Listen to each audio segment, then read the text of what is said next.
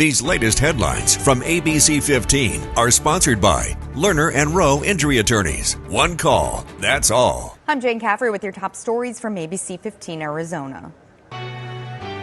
ABC15 tracking a developing story this afternoon near the White Tank Mountains. We're learning a person has been injured in a shooting involving deputies with the Maricopa County Sheriff's Office. They responded to a report of a suicidal person and say when the person pointed a gun at them, at least one of them shot at that person. He is expected to survive. No deputies were hurt. ABC15 is tracking a developing story at the Turning Point USA headquarters. Police were called there this morning after a suspicious bag was found near a memorial for Charlie Kirk. Officials cleared the area and called in the bomb squad, but police now say there was no threat and the bag was found to be safe. Just over the weekend, a man was arrested after he was accused of damaging the memorial. Our Jordan Bonke will be following up and looking ahead to security at Kirk's memorial service in Glendale on Sunday.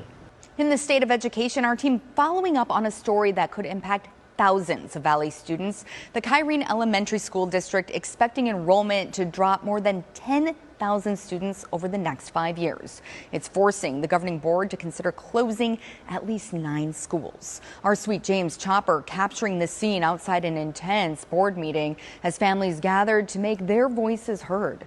The district says over the past decade, declining birth rates, an aging population, and limited affordable housing have led to a steady decrease in student enrollment.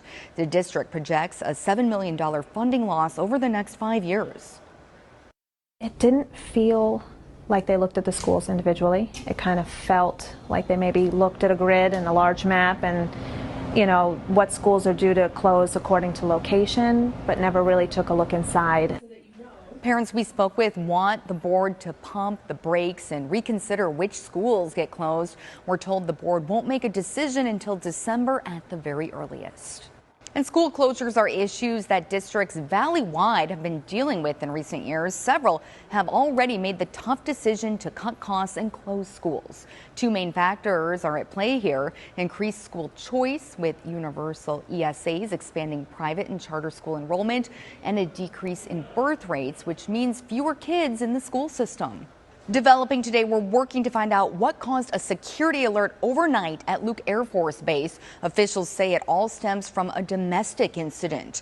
The 56th Fighter Wing sending us a statement saying, quote, "The safety and welfare of our airmen and our families remains our top priority. More information will be shared when it becomes available and appropriate."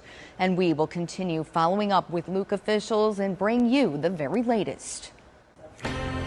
Phoenix is closing out its 4th warmest summer on record, and while many feel like this year's heat was on the mild side, Andre House tells us every degree matters for our unsheltered neighbors. The nonprofit says they've seen an influx of people still seeking help, both employed and unemployed. Earlier this summer, they asked for volunteers to step up, and the community answered. But as the valley heads into cooler months, staff say the need never slows down. We're going to be asking for warmer jackets, sweaters, good sturdy shoes. The mainstays of underwear, socks, those will always be needed and always be asked for, but it's going to switch over to more durable, layered clothing. Michael Murphy says rising food costs are also hitting hard, and financial donations can make a big difference. You can also take part in their first annual fundraiser, the Spirit of Andre House, on October 9th. Find details right now on ABC15.com. Tracking your forecast, I'm Chief Meteorologist Amber Sellens. We've got some big changes coming. Moisture moving in, temperatures dropping tomorrow, upper 90s here across the valley, and a 40% chance of showers and thunderstorms, mainly in the evening and overnight hours going into Friday. So let me show you futurecast here. This is from the U of A model.